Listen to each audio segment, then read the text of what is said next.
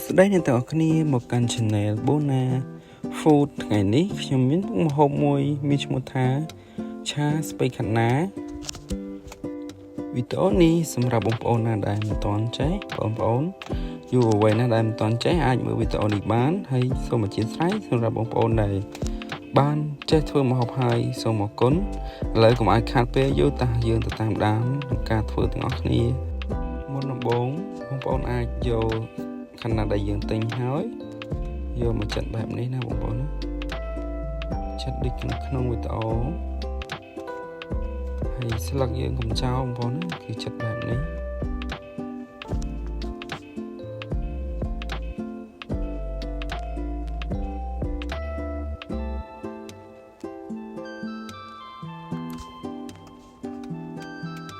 ហើយ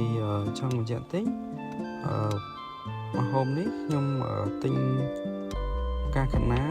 ទម្ងន់1គីឡូហើយនឹងសាច់ជ្រូក5000ស្មើនឹង2ខាំជាង3ខាំហើយយើងអាចយកឆាបានមួយចានធំចានគងធំសម្រាប់គ្រួសារបងប្អូនដែលមានសមាជិកច្រើនចាប់ពី5ទៅ6នាក់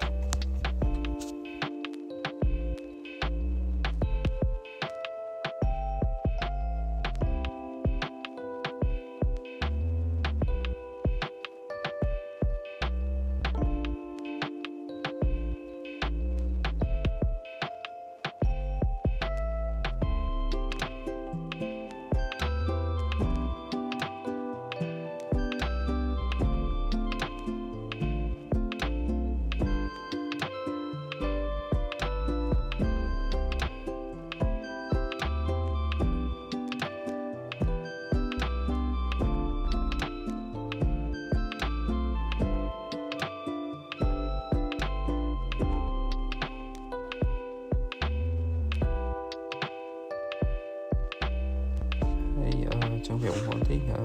ខាត់ណាបើយើងលាយគ្នាតាំងពីខាត់ណាសនិងខាត់ណាខៀវបែបនេះគឺវាឆ្ងាញ់បងប្អូនណាវាជាបន្លែសុខភាពដែរ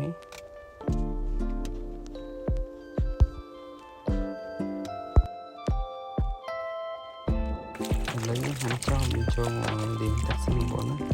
យើងអាចលាងឲ្យច្រើនទឹកបងប្អូនពី3ទឹកអីក៏បានដែរដើម្បីឲ្យបន្លែយើងស្អាត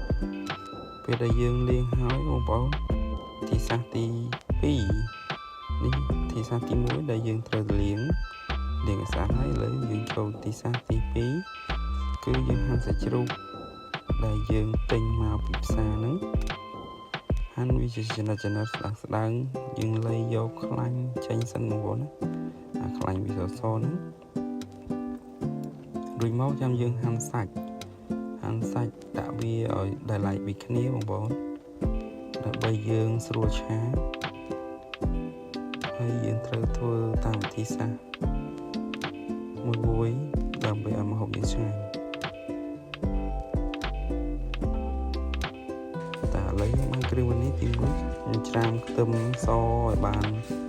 សមរម្យហើយសាច់យើងហាន់បែងចែកបែបនេះទីសាស្ត្រទី3យើងត្រូវដាំទឹកបងប្អូនណាដាំទឹកឲ្យក្តៅឲ្យពុះ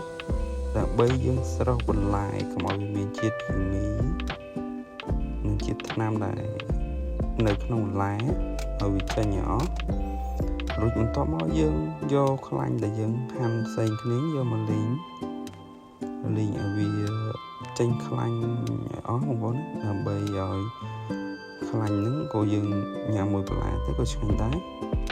យើងទៅស្រង់ខ្លាញ់ចេញខ្លះបន្ទាប់មកយើងត្រូវ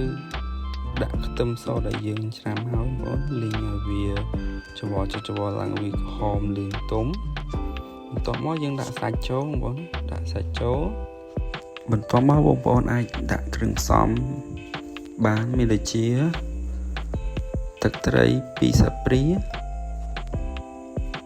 ប៊ីចេង1ស្លាបព្រាស្ករ2ស្លាបព្រា